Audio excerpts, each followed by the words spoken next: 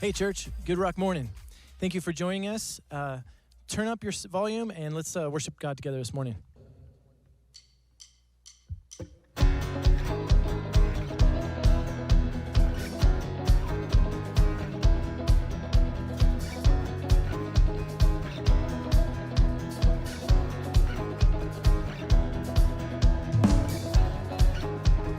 Heaven thundered and the world was born.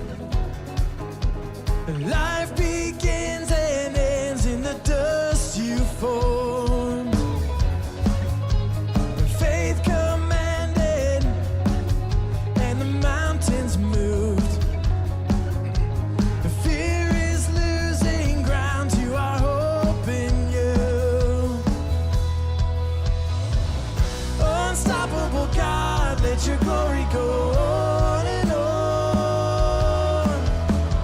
Impossible things in your name, they shall be done. Freedom conquered, all our chains undone. Sin defeated, Jesus is overcome. Mercy triumphed when the third day dawned. Darkness was denied when the stone was gone. Oh, unstoppable God, let your glory go on and on. Impossible things in your name, they shall be done. Unstoppable God, let your glory go on and on. Impossible things in your name, they shall be done.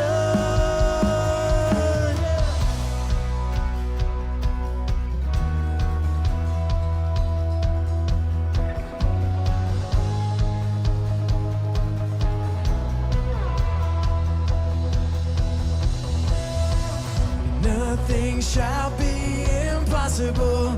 Your kingdom reigns unstoppable. We'll shout your praise forevermore. Jesus, our God, unstoppable. Nothing shall be impossible. Your kingdom reigns unstoppable. We'll shout your praise forevermore. Jesus, our God, unstoppable. Nothing shall be impossible. Your kingdom reigns unstoppable. We'll shout your praise forevermore. Jesus, our God, unstoppable. Nothing shall be impossible. Your kingdom reigns unstoppable. We'll shout your praise forevermore.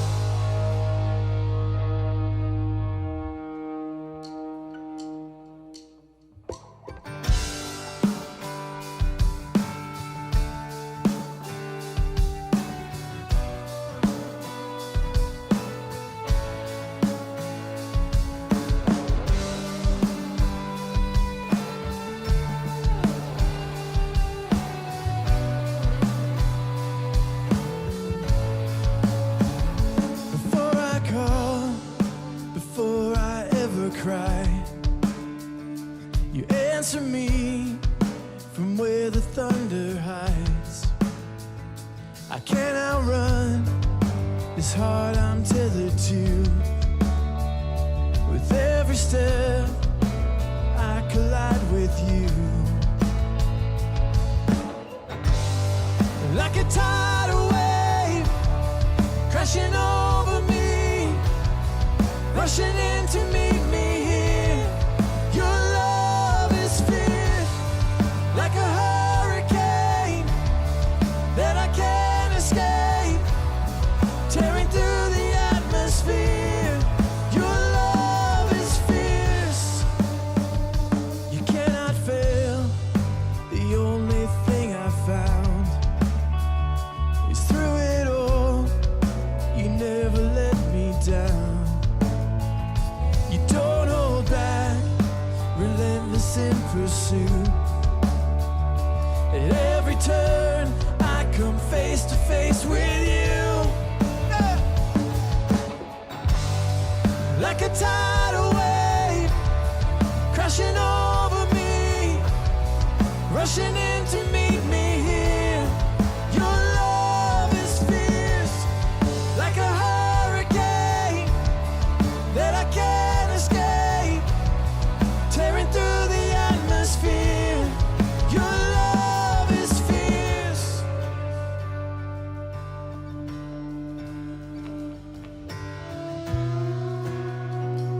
You surround me. You chase me down, you seek me out.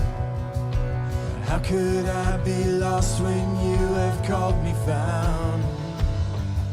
You chase me down, you seek me out.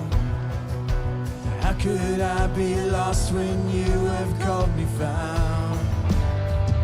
You chase me down, you seek me out. How could I be lost when you have called me found?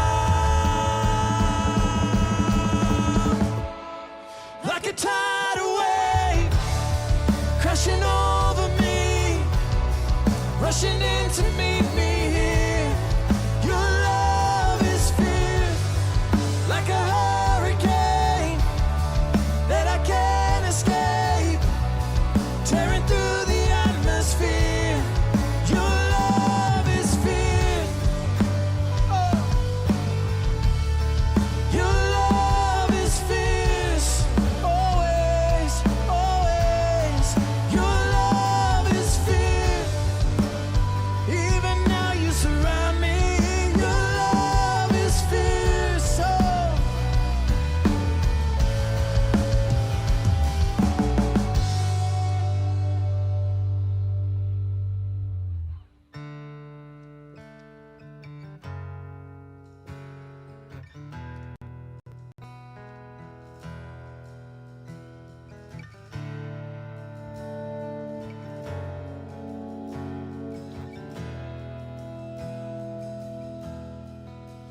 You give life, you are love, you bring light to the darkness, you give hope, you restore every heart that is broken. Great are you, Lord. It's your breath in our lungs, so we pour out our praise. We pour out our praise. It's your breath in our lungs, so we pour out our praise to you only.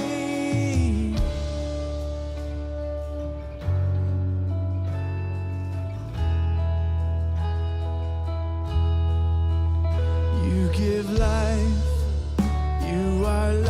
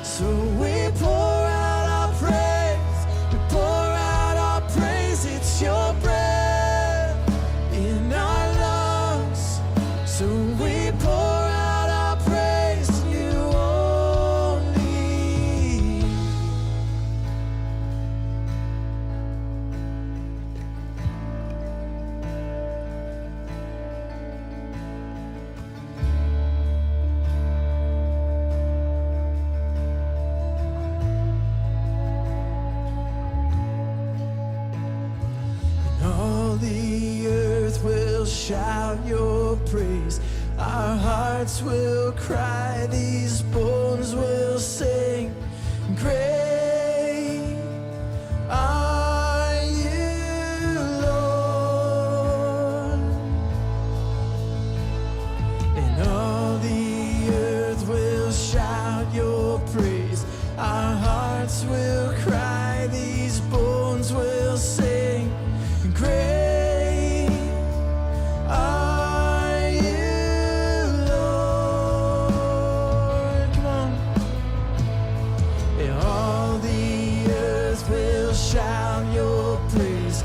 Our hearts will cry, these bones will sing. Great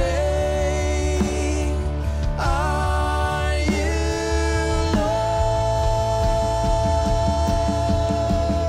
It's your breath in our lungs, so we pour out our praise. We pour out our praise. It's your breath in our lungs, so we pour out our praise to you only.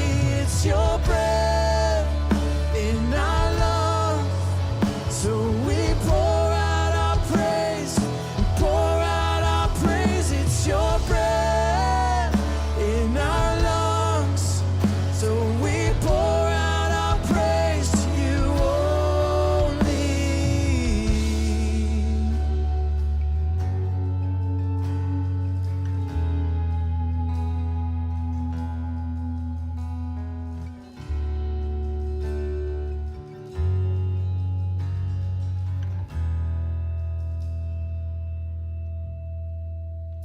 Amen. Let's give God the praise this morning. Thank you guys for worshiping with us.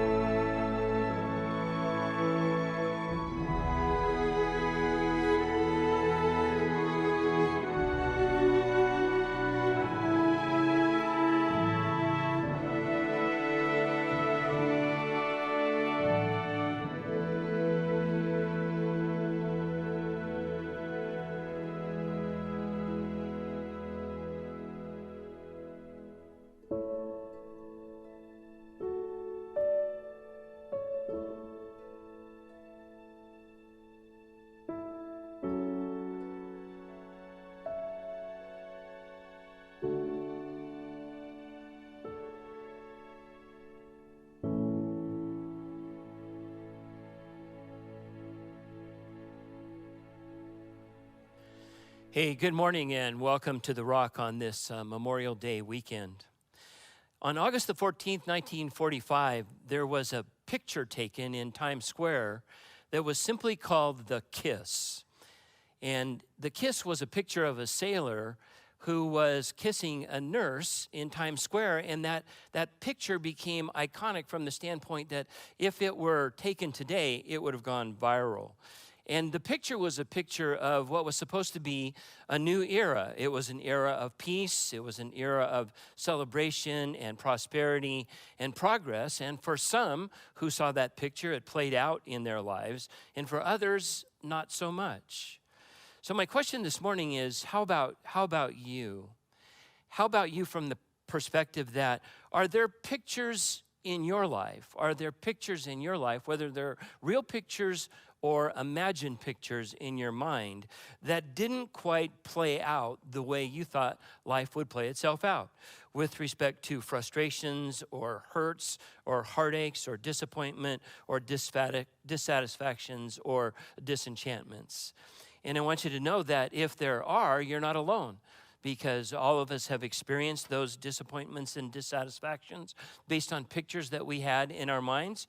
And so I want you to know that there's some comfort in that today, because over the next 2 weeks, we're going to look at the topic, Life is Not a Magazine, just like that iconic picture in Life magazine.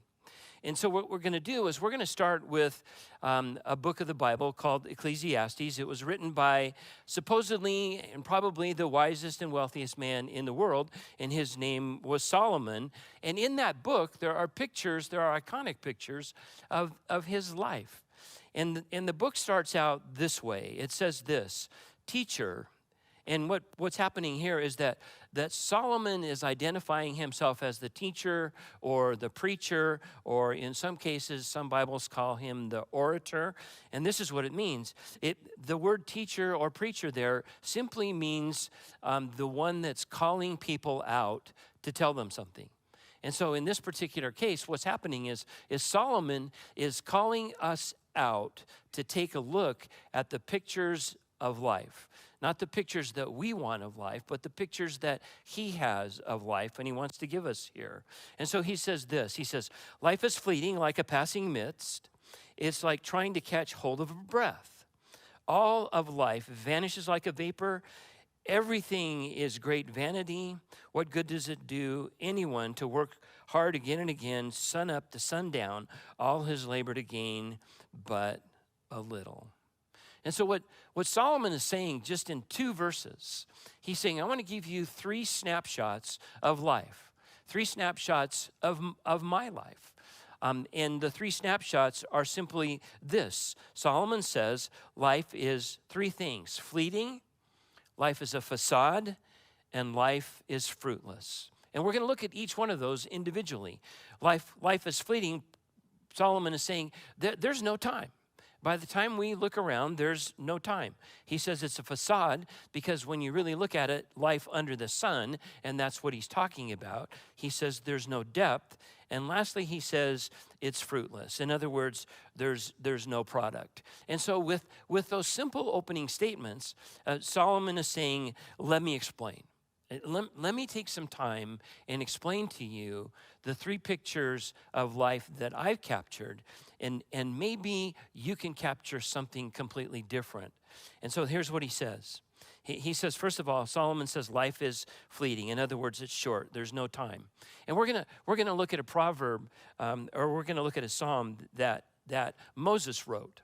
And I'm sure Solomon was aware of this particular psalm because Solomon was aware of Moses' writings. And a lot of different times in the book of Proverbs, Solomon refers to how short life is going to be. But I think this verse is particularly good for all of us. And Moses is going to share it in this way. He says, for all our days are spent beneath your judgment. So Moses is saying all of our days are spent underneath your evaluation, God. In other words, he sees and knows and witnesses everything that's going on. And then he says, your youth gives way to old age, and then one day your years come to an end with a sigh. How encouraging is that? That all of us at one time, our lives will end just with a sigh. And so he says this, we may journey. You and I may journey through 70 years. Some may live and breathe 80 years if we're strong. In other words, if we're strong like a bull. Yet our time here is only toil and trouble. Our days are gone and we fly away. I want to look at 2 elements of this particular psalm. And what the elements I want to look at is 2 words. One is give way. It says, our youth gives way to old age. And that term gives way is not over time, really. It gives way quickly. I don't know if you've ever been in an earthquake. My bride and I have been in several earthquakes. She was in several growing up in Southern California. But there are two different kinds of earthquakes. There is the rumbling kind where you hear it coming from a long way away and you begin to ask yourself, what is that? What am I hearing? It sounds like a train, and then all of a sudden your house rumbles a little bit. Then there's the gives way kind of earthquake. And that's what Moses is talking about here. He's saying in this term, life gives way. It's not a rumbling that you hear for a long period of time. He says it's really a seismic shift. Rhonda and I were in Big Bear one time visiting family, and while we were at Big Bear, there was a 6.5 earthquake while we were staying at Big Bear, and it wasn't one of those rumbling earthquakes. It was all of a sudden, kaboom! It just shifted, and it was over, and it was done with. And that's what Moses is talking about here. He's talking about before we know it, there's a shift, and all of a sudden, life is gone. And then he says at the end that there's just a sigh. And so what he's saying is that when everything is over, there's finally, at the very end, just a great big moan or a gasp. And you know what? I realized in my life that Moses is right. Solomon is right. You know, you reach a point in life and you reach a point in time where you have more time to look back than you have time to look forward. I'm at that place. So what Solomon is writing in Ecclesiastes is becoming more and more personal for me because I have more time to look back than I have to look forward. And so this is my personal philosophy. You can embrace it, you can not embrace it. It doesn't really matter. Or you can write your own. I don't care. But this is my personal philosophy about life, looking back at it at my age. And I've come to the conclusion that life is basically broken down into 12 7-year cycles. That's my conclusion. 12 7-year cycles. And just looking back at those cycles potentially in lives is, let's just look at them quickly. We're going to go through them very fast. At 7 years of age, you're just trying to figure out where you fit in family and where you fit in the world. That's what I was doing the first 7 years of life. I was trying to figure out where I fit in the family and where I fit in the world. By the time you get to 14, you're trying to figure you out. You're not necessarily trying to figure out where you are in the family. You're trying to figure out where you are. And that time in life includes hormones and heartaches, and I'm going to call it education because we're trying to figure out where we're going to go to school and what we're going to do. And by the time we get to 21, which is the next 7-year bracket, we're trying to figure out our career. We're done with school. And so we're trying to figure out what are we going to do with our life with respect to the education that we have? What is our life's work going to be? And then by the time we're at 28, we're trying to figure out our life's legacy. We're rich into family, and we're trying to strive in family, and so we're really endeavoring to figure out what our life's legacy is going to be. By the time we get to 35, another 7-year cycle, you're trying to figure out how to redefine your life's legacy because the first definition didn't work, and so you're trying to redefine it. By the time you get to 42, you're already thinking about the empty nest, and you're happy and horrified at the same time because pretty soon it's going to be an empty nest, and then all of a sudden you're trying to figure out what am I going to do with the rest of your life, and then before you know it, 49 shows up. And you know what happens at 49? At 49, you get your AARP card in the mail, and it shows up before you reach the age of 50. And so you get your AARP card, and the first thing you want to say to yourself is a word, and I can't say it because this will probably be broadcast and watched later on. And then by the time you're 56, now remember, you just got your AARP card, and now you're 56, and you know what you're trying to figure out now? Retirement. You're planning for retirement. You're looking forward. You're anticipating sort of your leisure years. You want to, but you're really afraid to, because now you're beginning at this point. You have more life behind you than you have in front of you, and then the next 7-year cycle takes us to 63. And at 63, you have the option to take Social Security. And then you have to begin to think about your options for Medicare, and especially Medicare by the time you get to 65.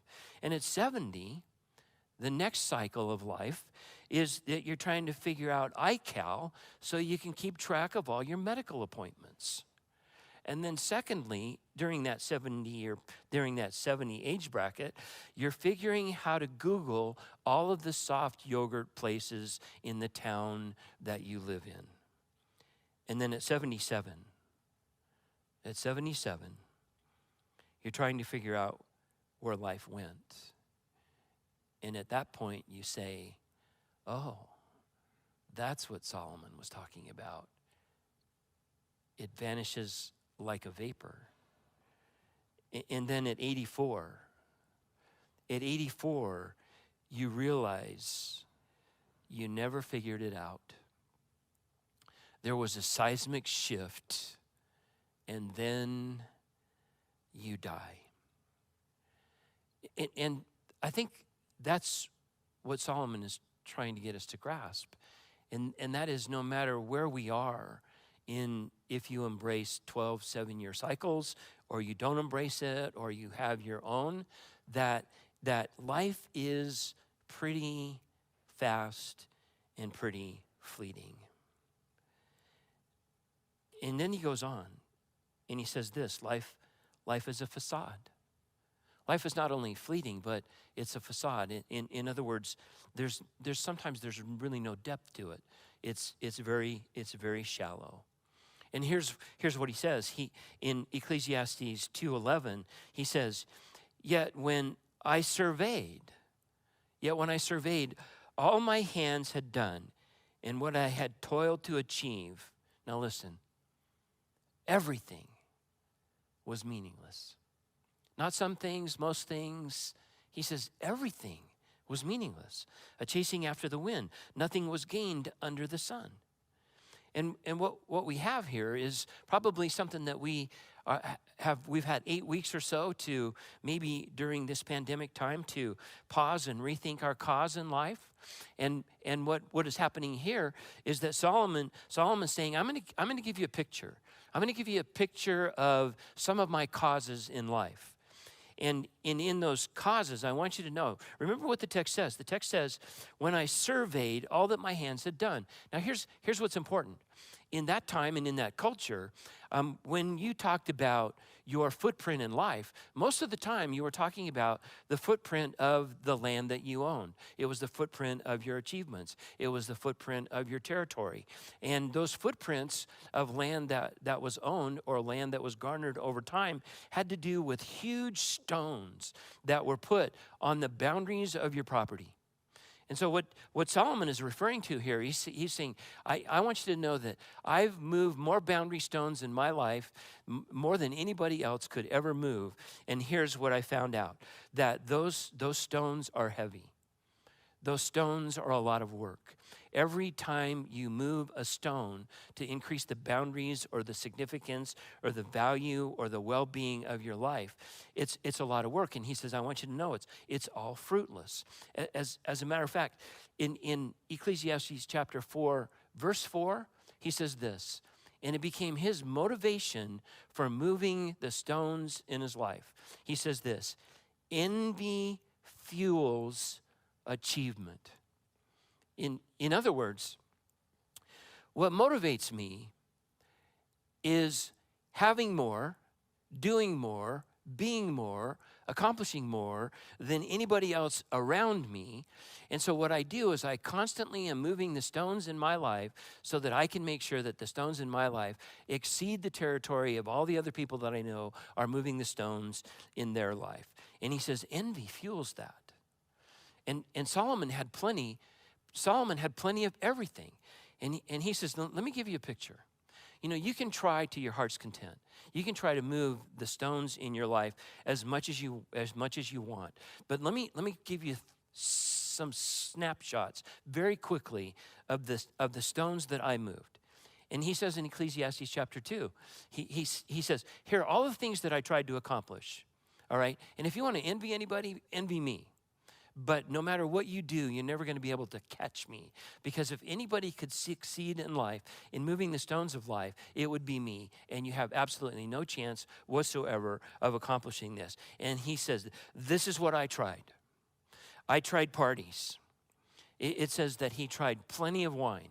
I mean, sometimes we try to out-party people in our lives that don't even know we're trying to out-party them. And for one reason or another, we envy the way they party, so we try to party a little bit harder. Solomon says, I tried projects.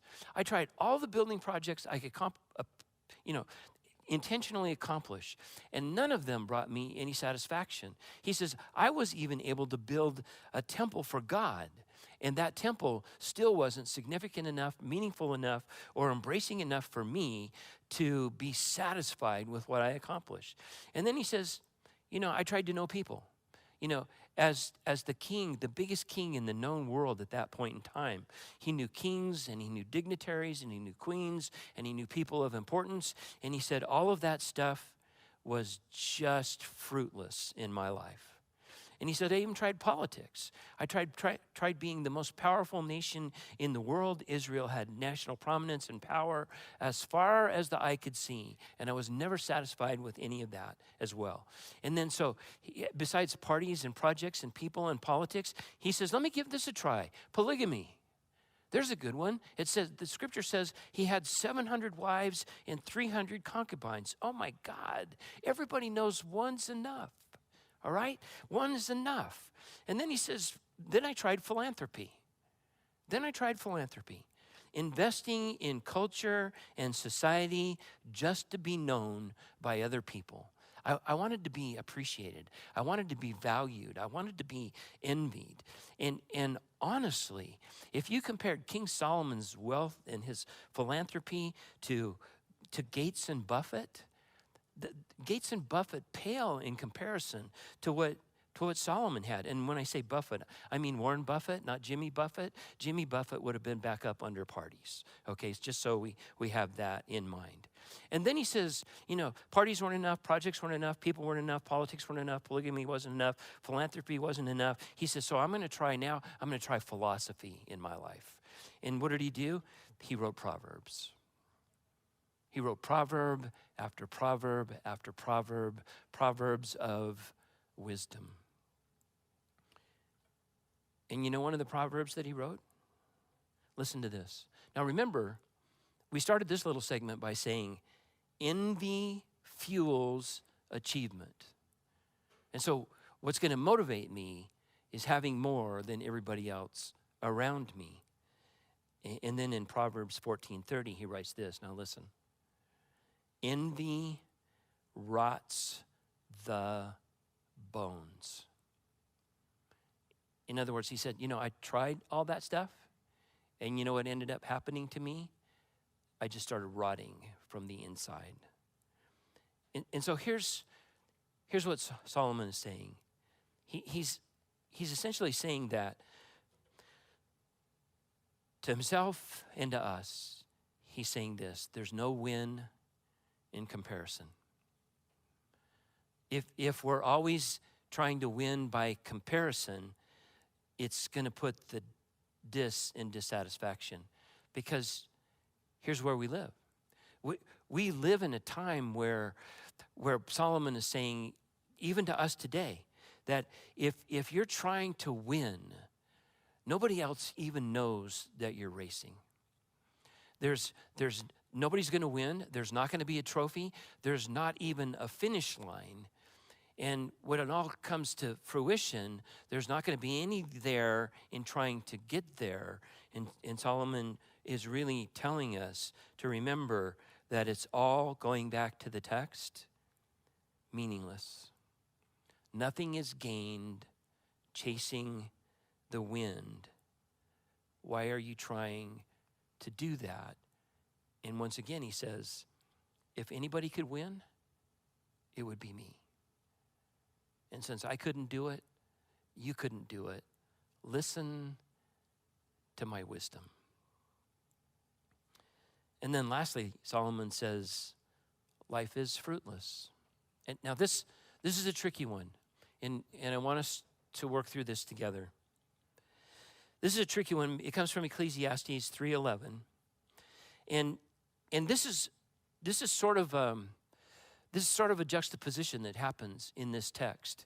And we have to watch it and we have to grasp it. So let me help. It says this: what good comes to anyone who works so hard, all to gain a few possessions? Which is sort of referring back to where we just came from. What is there to gain but a few possessions by working so hard? And he says, I have seen the kinds of tasks God has given each of us to keep one busy. And I know, now hold on. This is the first time God's mentioned in the book of Ecclesiastes. And he says this: I know God has made everything beautiful for its time. And then he says, God has also placed in our minds a sense of eternity. We look back on the past and ponder over the future, yet we cannot understand the doings of God.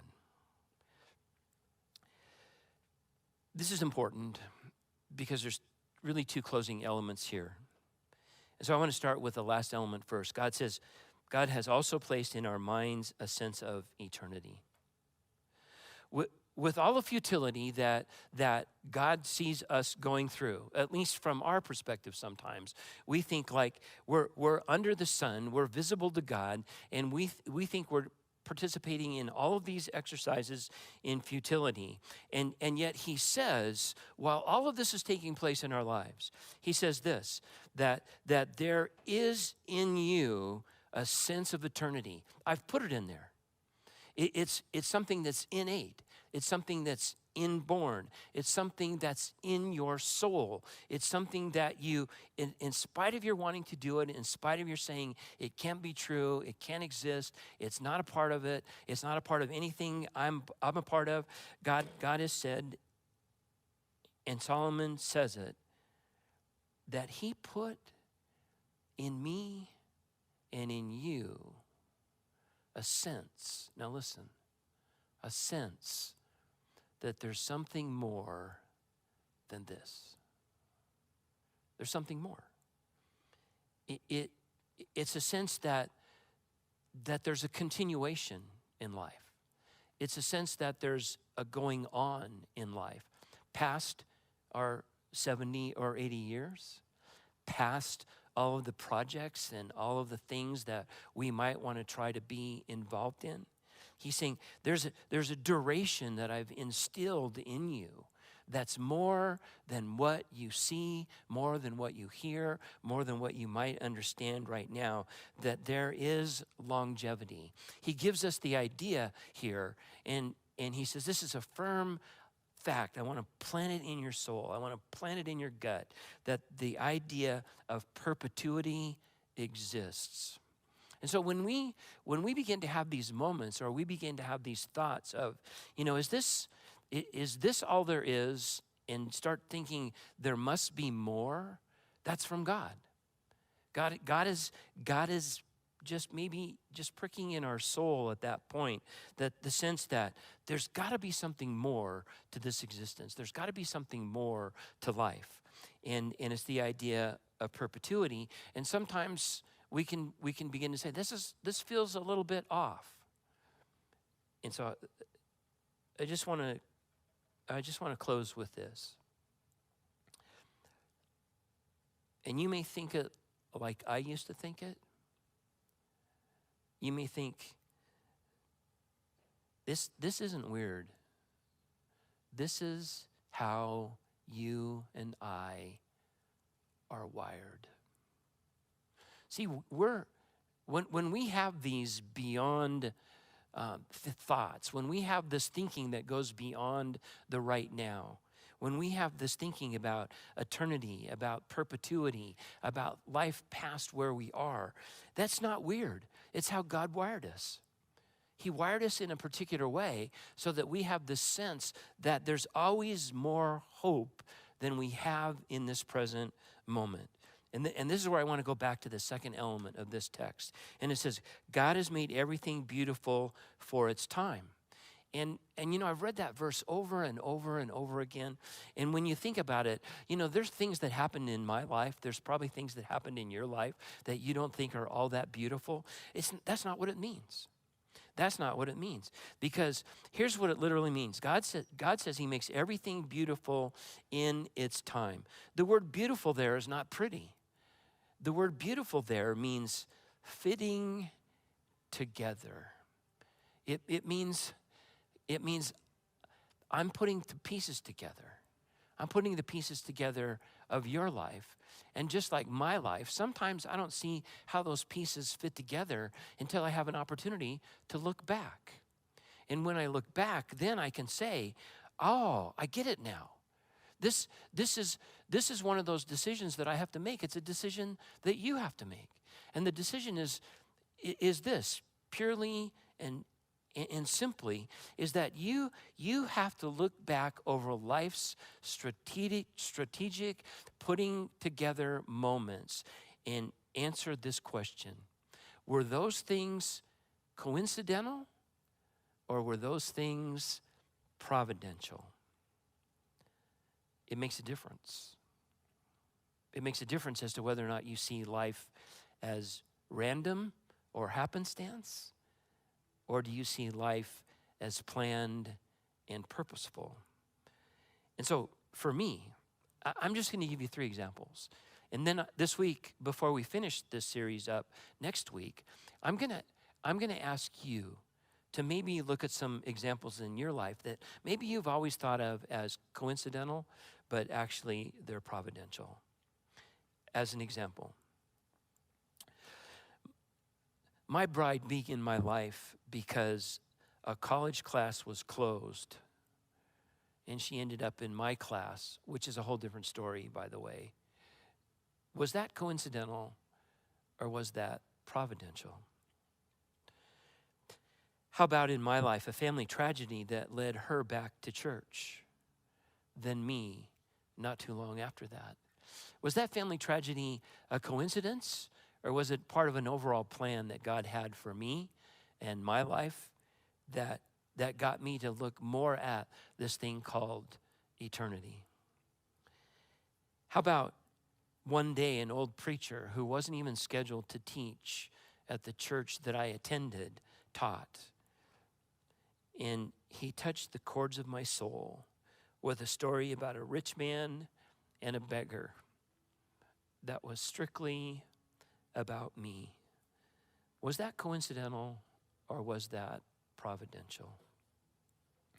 See, what happens is when we begin to look back at life, we begin to look at those moments that are small, but they're providential in nature. And what happens is that they become providential in nature.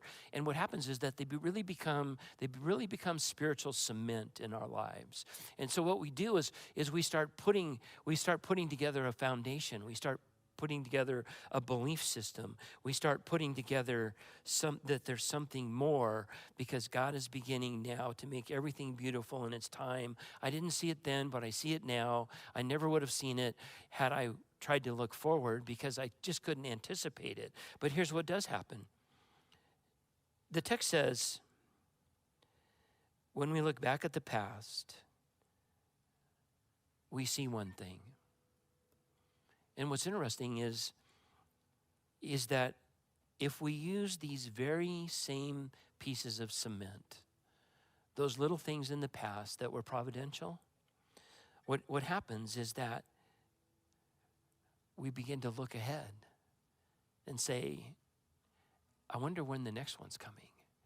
I wonder when the next moment's going to come along that further cements my understanding of eternity, of my purpose, and of God's plan. So I'm just asking you this week, before we finish up next week, begin to ponder those pictures that may not have been like that Life magazine picture, all that iconic in the moment, but have become that way because they've become just a little bit more of the cemented foundation of providential circumstances that God has allowed in your life. And you may not feel that today. I just have to tell you, sometimes we just have to look back with different eyes. We just have to look back with different eyes and begin to see that sometimes even the painful moments, even the moments of discouragement or dissatisfaction or just a pure lack of understanding, were really where he did the best work in our lives. And he's saying, I don't any longer want you to be fueled by envy. I don't want you to look at other people and say, I'm trying to keep up with them today. He wants us to look at us and say, based on yesterday, in my own life, am I just a little bit farther ahead today than yesterday in trusting him to be the one that providentially works in my life? Heavenly Father, we thank you for this morning together. We know that you're the one that has called us. You've called us first and foremost to understand this thing called perpetuity in our lives, that we would embrace that. And once we embrace that, then we can look at all the events and all the people and all the circumstances in our lives differently, because they add to our sense of duration and well-being and endurance and forever with you. And we thank you for that, and we praise you. In your Son's glorious and mighty name we pray. Amen.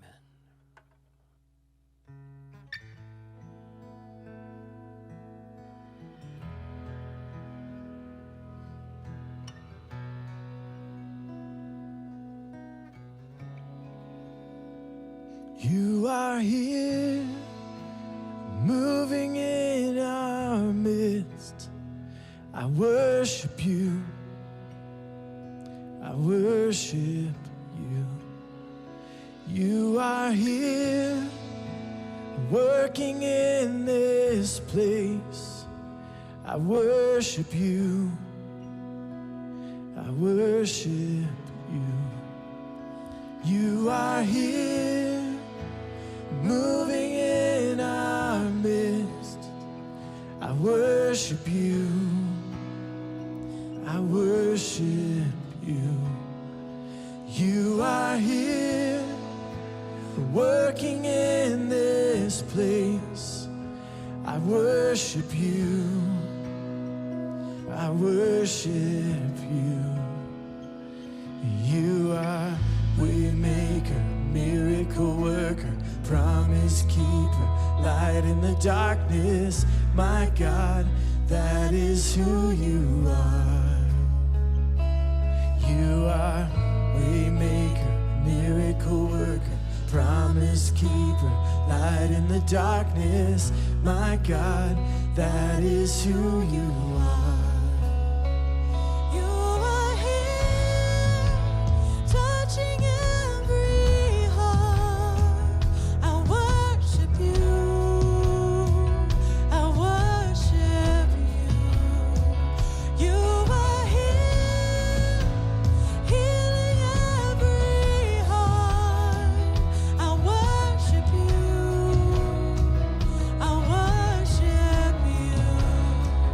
You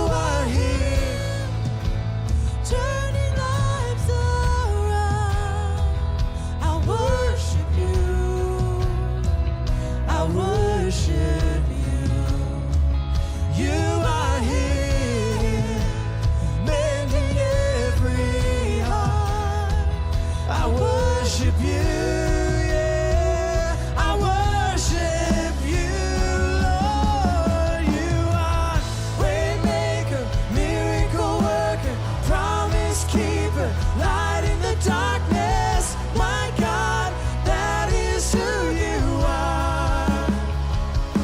You are waymaker, miracle worker, promise keeper, light in the darkness. My God, that is who you are.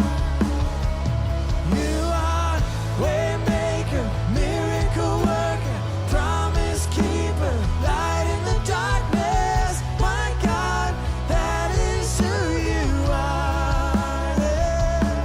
You are waymaker, miracle worker, promise keeper, light in the darkness. My God, that is who you are. That is who you are. That is who you are. That is who you are. That is who you are. That is who you are. That is who you are. That is who you are. That is who you are.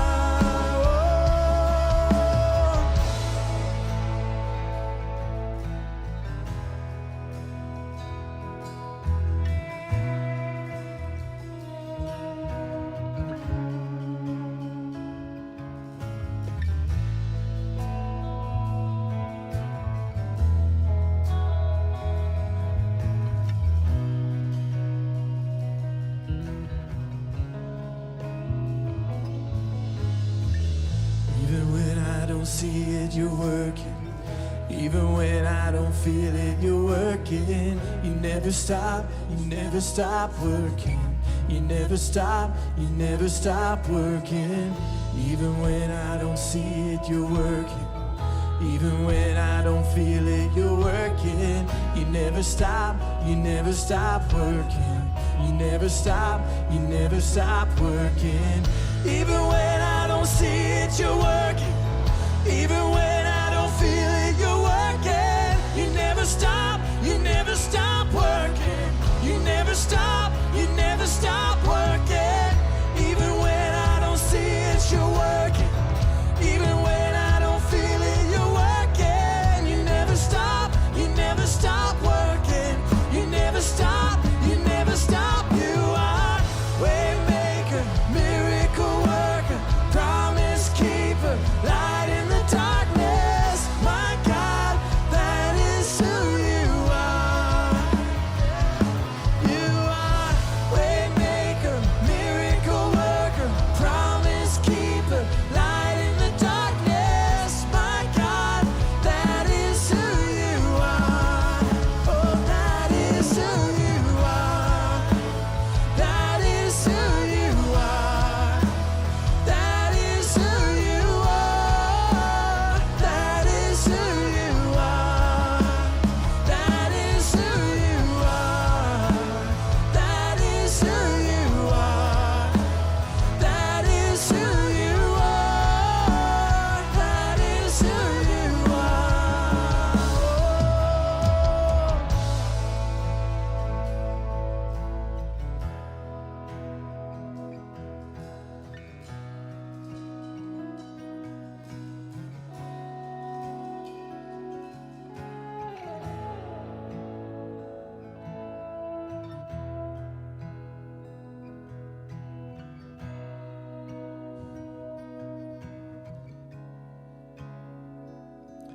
You are waymaker, miracle worker, promise keeper, light in the darkness. Yeah, my God, that is who you are.